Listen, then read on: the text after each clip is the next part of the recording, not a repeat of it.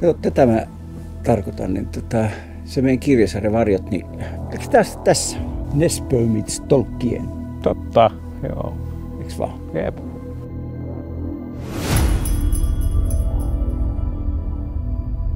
Tontut ei olekaan niitä harmittomia punanuttuja, vaan että tonttu voi olla paha. Ja sitten se tyylilaji, mikä me ollaan niin kuin valittu, että siinä on jotain semmoista niin kuin uudenlaista, ainakin mulle tekijänä, mutta mä voisin kuvitella, että lukijoille myöskin. Että se ei ole vaan seikkailu, vaan se on samalla myöskin thrilleri. Ootko Pasi muuten tullut ajatelleeksi, että